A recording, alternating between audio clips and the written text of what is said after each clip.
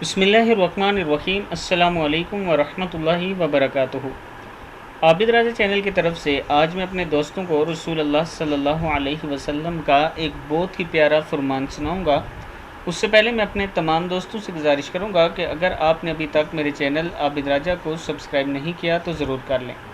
تو سٹارٹ کرتے ہیں۔ بسم اللہ الرحمن الرحیم۔ رسول اللہ صلی اللہ علیہ وسلم نے فرمایا، جو شخص پورا وضو کرے اور پھر کہے یہ جو کلمات ابھی میں بتاؤں گا تو اس کے لیے جنت کے 8 دروازے کھول دیے جاتے ہیں کہ جس سے چاہے داخل ہو جا۔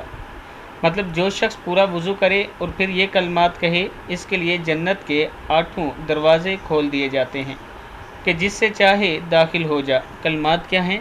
اشہد اللہ الہ الا اللہ وحدہ لا شریک لہ واشہد ان محمدً عبدہ ورسولہ۔ میں شہادت دیتا ہوں کہ اللہ کے سوا کوئی سچا معبود نہیں، وہ اکیلا ہے، اس کا کوئی شریک نہیں، اور میں گواہی دیتا ہوں کہ حضرت محمد صلی اللہ علیہ وسلم اس کے بندے اور رسول ہیں۔